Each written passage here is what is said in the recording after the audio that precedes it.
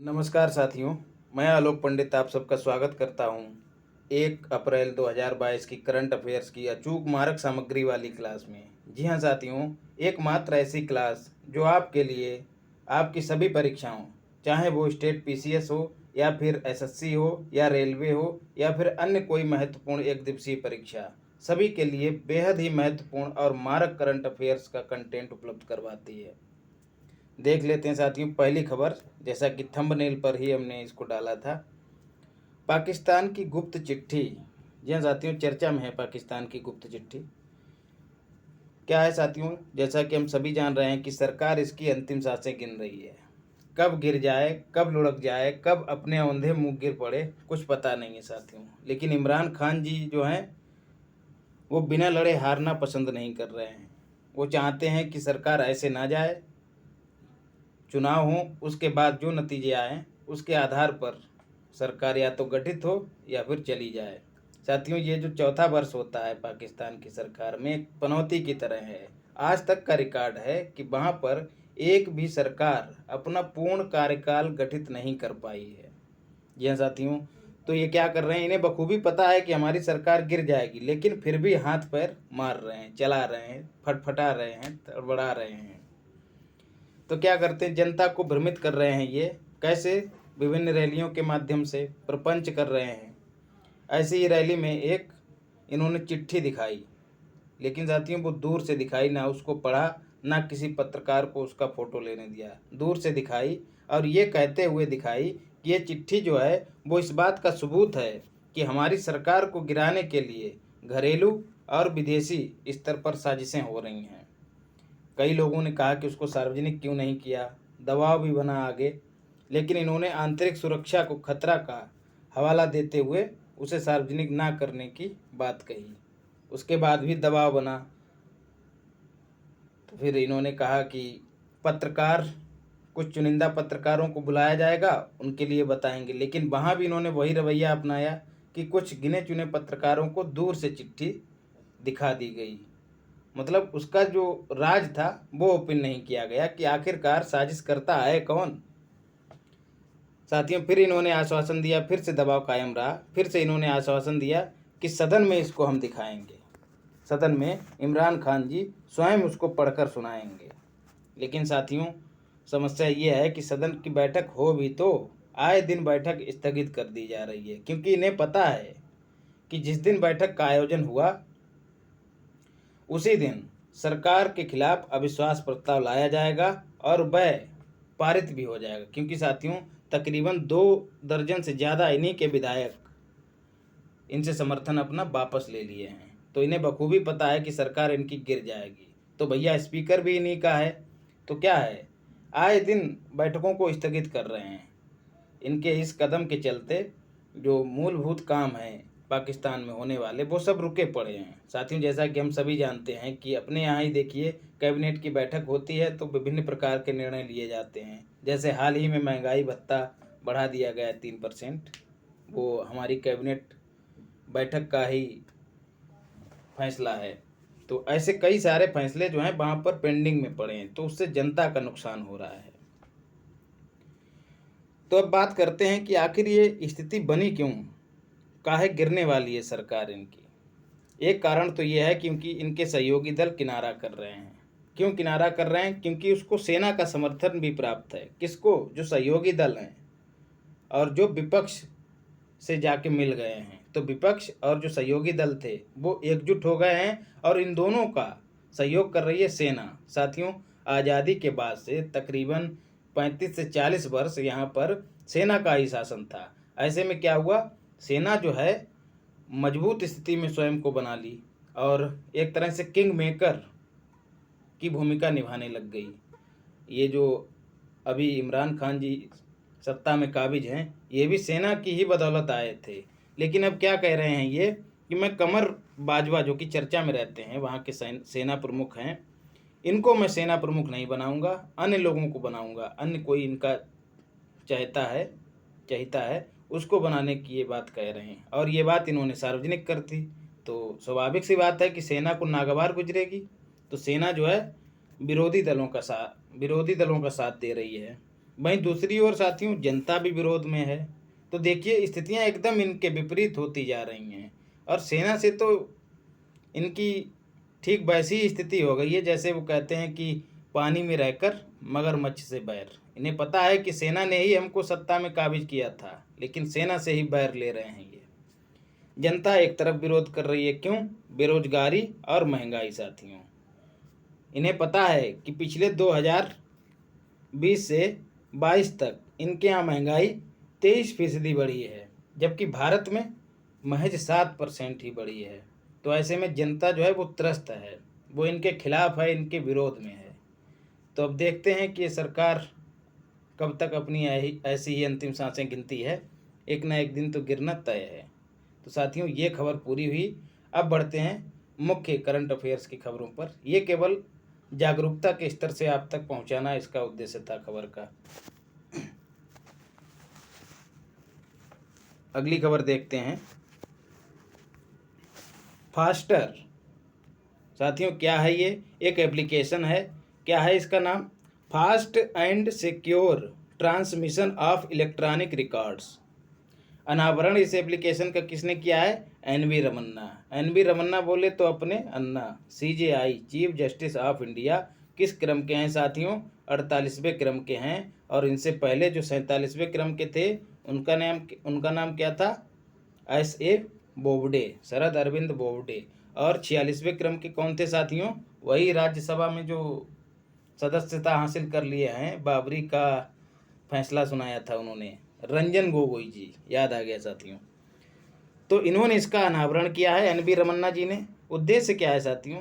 अभी तक क्या होता था साथियों, जो भी आर्डर अदालतें जो हैं जो भी आर्डर अपना जारी करती थीं वो हार्ड कॉपी के रूप में विभिन्न विभागों के माध्यम से होते हुए पहुंचता था।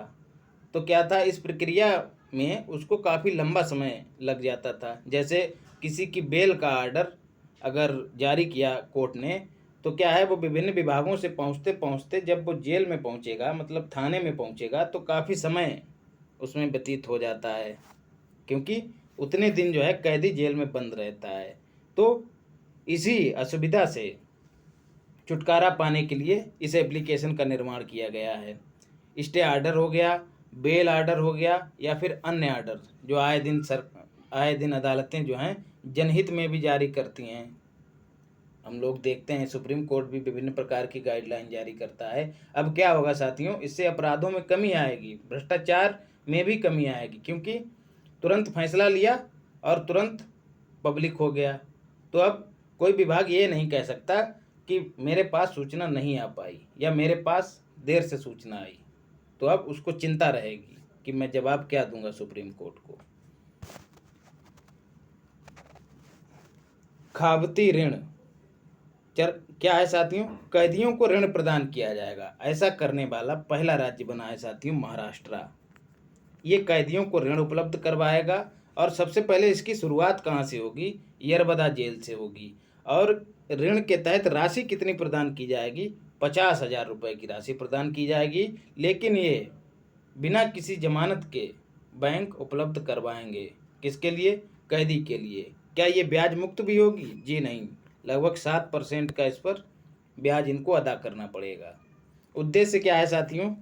कि जो कानूनी प्रक्रिया के दौरान मुकदमा हो गया, वकीलों को पैसा देना हो गया, या फिर अन्य कई सारी दिक्कतें आ जाती हैं, इस प्रक्रिया के दौरान जो खर्च होता है उसमें सहयोग प्रदान करना। तो याद रखना है, इसको खाबती ऋण का नाम दिया गया है। और इसमें बैंकें जो कौन हिस्सा लेंगी, वो बैंकें हैं सहकारी बैंकें राज्य की। PCI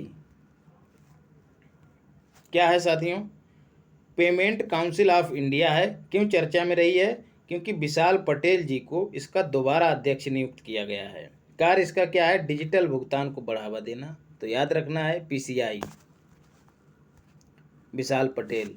state of bird population report जारी करता कौन है साथियों? यूनाइटेड नेशन की एक बॉडी है जिसका नाम यूएन संयुक्त राष्ट्र जनसंख्या कोष है। यूनाइटेड नेशन जनसंख्या कोष है।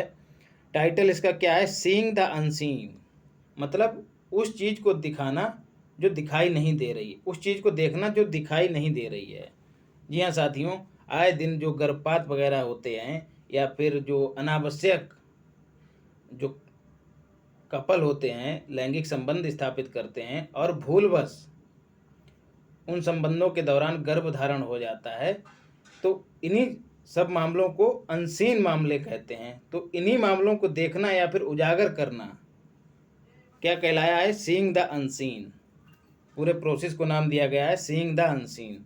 तो इस रिपोर्ट में विशेष बात सामने निकल के क्या आई है कि 45% गर्भपात असुरक्षित हैं पूरे विश्व में। यही आंकड़ा आपको याद करना है। पूछा जा सकता है कि जारीकर्ता कौन है इस रिपोर्ट का, इसका टाइटल कौन सा है, या फिर जो असुरक्षित गर्भधारण गर्भों की बात कही गई है, गर्भाधान की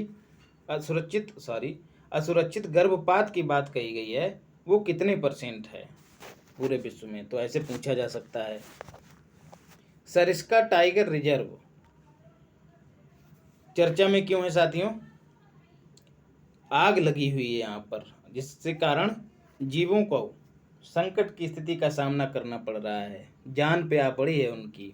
कहाँ स्थित है? अलवर, जो कि राजस्थान में स्थित है। वर्तमान में टाइगर रिजर्व की संख्या कितनी है?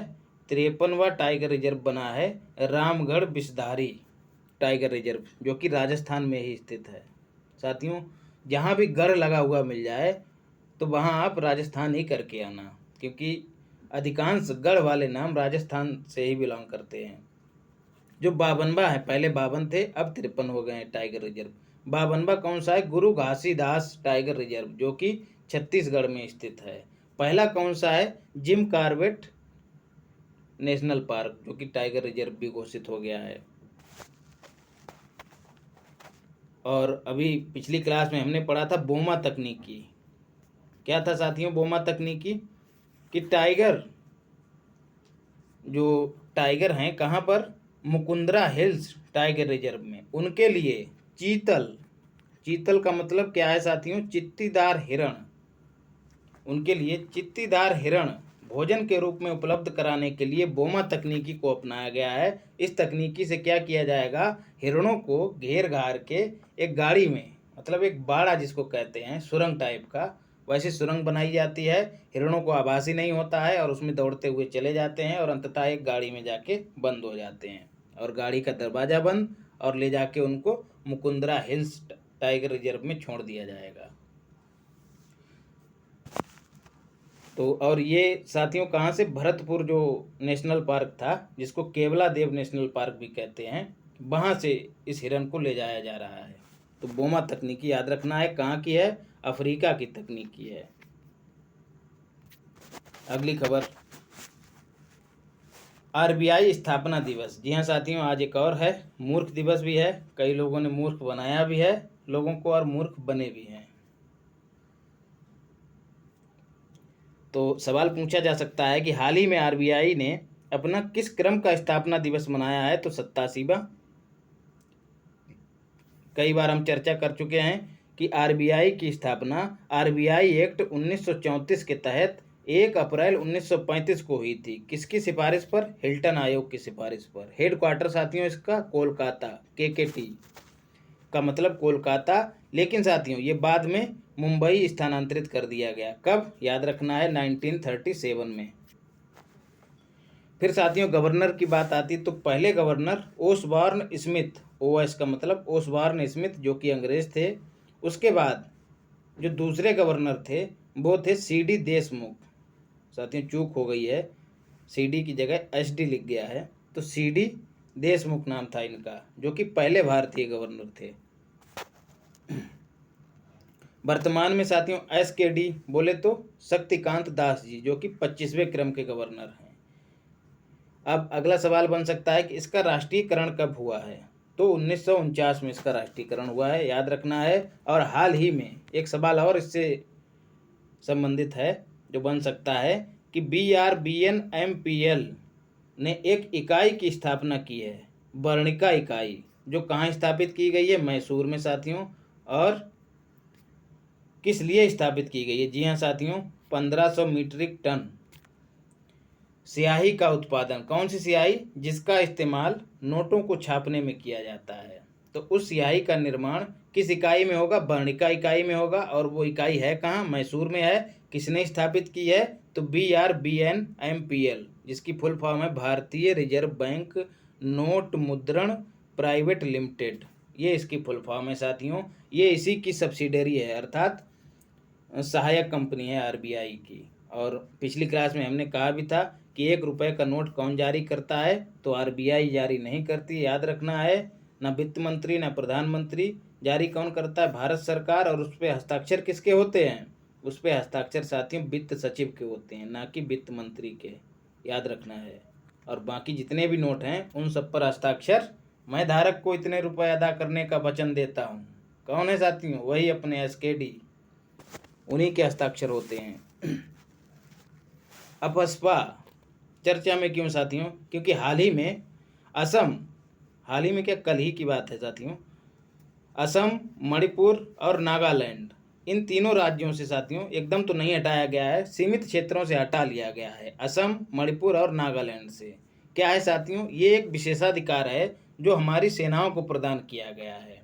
क्या है साथियों विशेषाधिकार? उनको गिरफ्तारी, केवल संदेह के आधार पर ही वो किसी को भी गिरफ्तार कर सकती हैं। उनको इसके लिए किसी वारंट की आवश्यकता नहीं है। दूसरा क्या है साथियों? गोली भी चला सकती हैं संदेह मात्र के आधार पर, जैसा कि अभी हाल फिलहाल में एक घटना हुई थी नागालैंड के मोंग जिले में, जहां लगभग 25 से 30 मजदूर जो थे उनको गोलियों से भून दिया गया। हालांकि वो एक बड़ी चूक थी सेना की, वो भ्रमवश ऐसा हो गया था। तो ये सब साथियों अफस्पा के चलते ही हुआ। अगर अफस्पा ना होता तो उनके लिए जब तक ऊपर से आदेश नहीं आता तब तक वो ऐसा नहीं कर सकते थे। साथियों ये आया कब था? तो सबसे पहले ये 1942 में आया था, अर्थात इसको अंग्रेज ही लाए थे। कैसे लाए थे? अध्यादेश के माध्यम से लाए थे। क्यों? क्योंकि उस समय भारत छोड़ो आंदोलन चल रहा था और जो क्रांतिकारी थे उनका दमन करने के उद्देश्य से इसको लाया गया था। कहा गया था कि जब मन आए इनकी गिरफ्तारी कर लो, जब मन आए इनको भून डालो। इस उद्देश्य से ये अध्यादेश लाया गया था।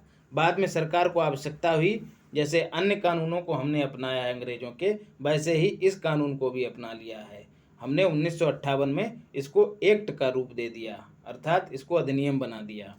किस लिए? क्योंकि नागा उग्रवादी जो थे वो बहुत परेशान कर रहे थे, उनका दमन करने के लिए इस एक्ट को लागू किया गया था। वर्तमान में साथियों कई मानवाधिकार संगठन हैं वो मांग कर रहे हैं कि अफस्पा को हटाया जाए। क्यों साथियों? क्योंकि सेना के जो जवान हैं वो विशेषाधिकारों की आड़ में कई अन्य वारदातों को अंजाम दे रहे हैं। जैसे रेप के मामले आ रहे हैं, हत्याओं के मामले आ रहे हैं, अपहरण के मामले आ रहे हैं साथियों। तो ये सब अफस्पा के दुष्परिणाम हैं साथियों। इसीलिए जो मानवाधिकार संगठन है वो इसको हटाए जाने की मांग करते हैं। उत्कल दिवस, फिर साथियों वही 1 अप्रैल, मूर्ख दिवस, उत्कल दिवस और RBI स्थापना दिवस। यहाँ साथियों एकदम करंट अफेयर को करंट अफेयर्स की तरह पढ़ना है हमको, इसको गट्ठर नहीं बनाना है, सब्जेक्ट नहीं बनाना है। सब्जेक्ट तो और भी हैं साथियों, एक ही साल इसकी वैलिडिटी है। तो बेहतर है कि साथियों इसको पढ़ा जाए, अच्छे से तैयार किया जाए और एग्जाम में एकदम हाहाकार मचा दिया जाए, मार काट मचा दी जाए। क्योंकि मारक सामग्री नाम है इसका साथियों, ब्रह्मोस से कम नहीं है एकदम।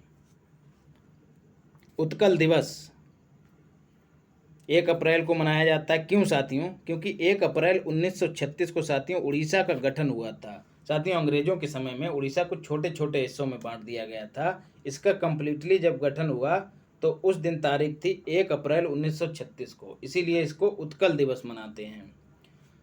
या उड़ीसा दिवस भी आपसे पूछा जा सकता है, या फिर उत्कल दिवस के नाम से पूछा जा सकता है। उम्मीद करता हूँ आप लोग बता पाएंगे।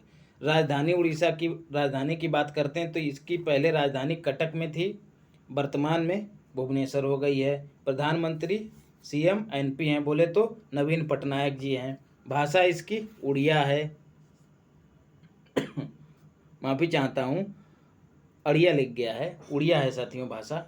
और कलिंग का हिस्सा था साथियों, याद करिए मौर्यकाल, अशोक को, ये अशोक को जिन्होंने कलिंग को जीता था कलिंग युद्ध में, और उसी के बाद धम्म की नीति अपनाई थी, याद आ गया होगा आप लोगों को।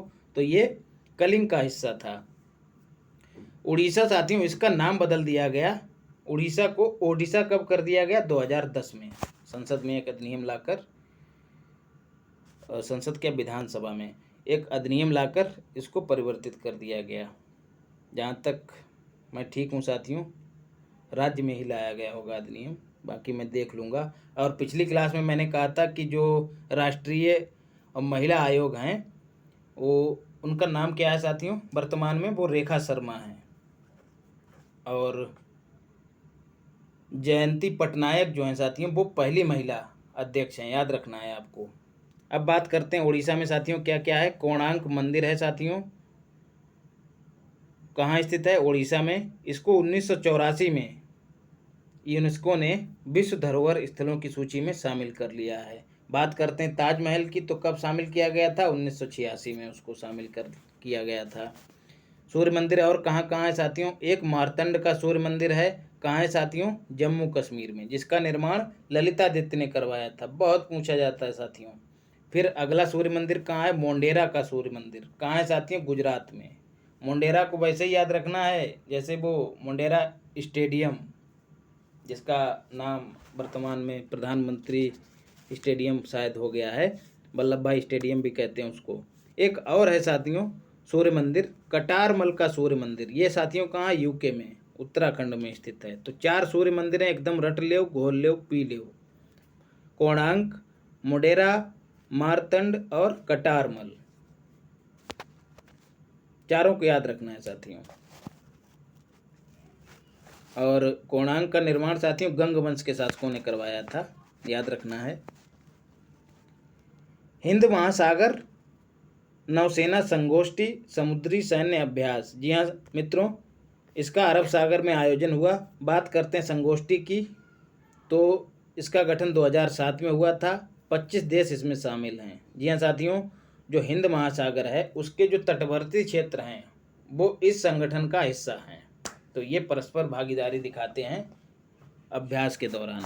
याद रखना है कहाँ हुआ था, ये पूछा जा सकता है, यही पूछा ही जाएगा। अरब सागर में हुआ था, गोवा के आसपास हुआ था, याद रखना है।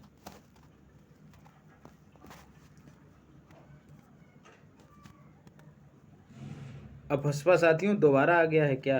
दोबारा साथियों शामिल हो गए, कोई बात नहीं, पहले भी हम पढ़ चुके हैं। महंगाई भत्ता और महंगाई राहत साथियों चर्चा में क्यों रहा है? जैसा कि अभी हमने पहले भी चर्चा की है, क्योंकि सरकार ने घोषणा की है, कितना परसेंट बढ़ाने की, ऐसे ही पूछा जाएगा, 3% बढ़ाने की घोषणा की है। अगला सवाल ये है कि वर्तमान में बढ़कर हो कितना गया है साथियों? तो 31 से 34% हो गया है। पहले 31 था, 3% बढ़ गया है, तो अब 34% हो गया है। तो महंगाई भत्ता किसका बढ़ा है? केंद्रीय कर्मचारियों का। और महंगाई राहत किसको मिली है? तो पेंशन जो प्राप्त करता है उनको राहत मिली है महंगाई से, 3% की इनको भी राहत मिली है और 3% उनको भी राहत मिली है, याद रखना है। यमुनोत्सव 2022 चर्चा में क्यों है साथियों? क्योंकि इसका आयोजन दिल्ली में किया जा रहा है। उद्देश्य क्या है? यमुना नदी को स्वच्छ करने के लिए जो मुहिम चलाई जा रही है उसके प्रति लोगों में जागरूकता का प्रचार प्रसार करना। साथियों आए दिन हम यमुना में उठने वाले झाग के बारे में खबरों में सुनते रहते हैं, तो वो उसके प्रदूषण स्तर को दर्शाता है। तो अब उसको साफ और स्वच्छ बनाने का बीड़ा उठा लिया गया है, तो उसी से संबंधित है यमुनोत्सव 2022। बात करते हैं यमुना की, तो गंगा की सबसे बड़ी सहायक नदी है। अगला सवाल बनता है कि गंगा में किस तरफ से आके मिलती है? तो याद रखना है दाईं तरफ से, ये गंगा है और ये दाईं तरफ से आके मिलती है। कहाँ पर मिलती है साथियों? तो हमारे प्रयागराज में मिलती है। और इसका उद्गम स्थल कहाँ है साथियों? तो यमुनोत्री ग्लेशियर, यमुनोत्री ग्लेशियर से इसका उद्गम होता है। और ये 4 राज्यों तथा एक केंद्र शासित प्रदेश से होते हुए बहती है साथियों। कौन से 4 राज्य? उत्तराखंड हो गया, फिर हो गया है हरियाणा, फिर हो गया है हिमाचल प्रदेश, और फिर हो गया उत्तर प्रदेश यूपी, और दिल्ली साथियों जो कि केंद्र शासित प्रदेश है। तो 4 राज्य और एक केंद्र शासित प्रदेश से होकर बहती है।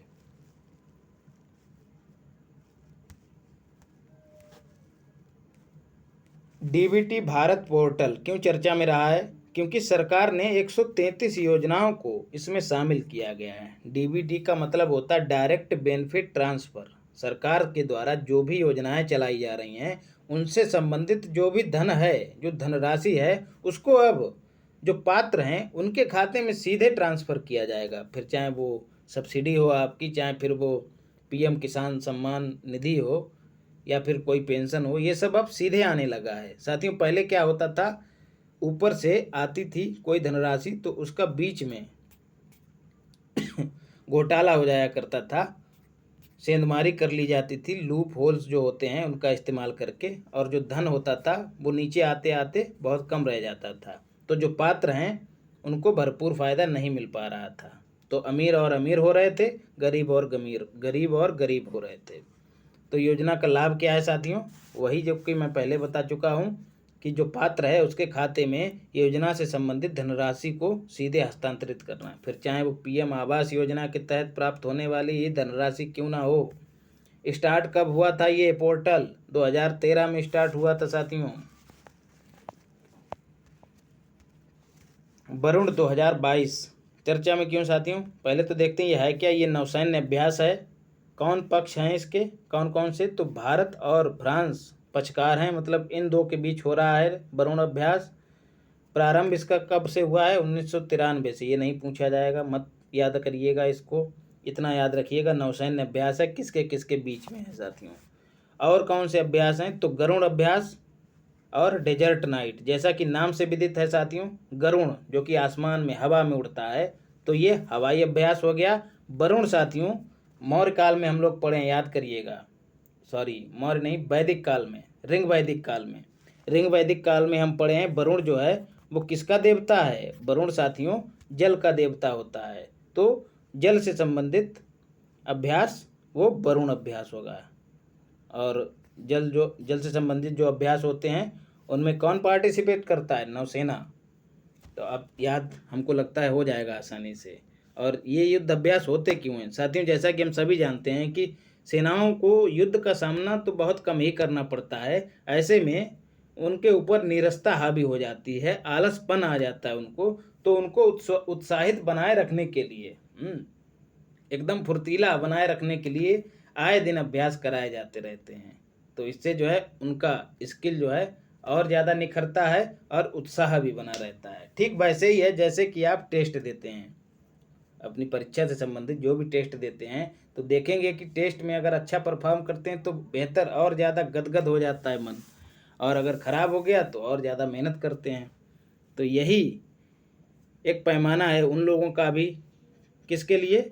खुद को नापने के लिए कि कहाँ पर हैं वो। IL&FS फुल फॉर्म क्या? Infrastructure leasing and financial service. जी हाँ साथियों, चर्चा में क्यों है? याद रखना है, CS राजन को इसका अध्यक्ष बनाया गया है। क्या कार्य है इस कंपनी का? जी हाँ साथियों, ये बुनियादी संरचना के क्षेत्र में निवेश करती है, जैसे सड़क हो गया, सुरंग हो गया और पुल हो गया। इन सब चीज़ों के निर्माण में जो धन खर्च होता है उसको ये लगाती है, और कहीं कहीं निर्माण भी करती है ये। तो इसके अध्यक्ष राजन, CS राजन बने हैं, याद रखना है साथियों। सारे करंट अफेयर्स हो गए और परीक्षा नज़दीक है। समर और समर दोनों आ गए हैं। समर मतलब युद्ध का मैदान, युद्ध का समय आ गया है समर। दूसरी समर क्या है साथियों? गर्मी भी आ गई है। तो ऐसे में पानी वाला डांस नहीं करना है, एकदम पसीना बहाना है और मेहनत करनी है और झंडा गाड़ना है। इस बार परीक्षाएं नज़दीक हैं साथियों, फिर चाहे वो UKPSC हो या फिर BPSC हो या फिर UPPCS हो और या फिर लेखपाल ही क्यों ना हो, सभी में साथियों एकमात्र ऐसा चैनल जो आपको उपलब्ध करवाता है मारक सामग्री। इधर उधर की कतई नहीं, एकदम टारगेट ओरिएंटेड चीज़ें। साथियों प्रेम और स्नेह बनाए रखिए, अपना और अपनों का ख्याल रखिए। धन्यवाद।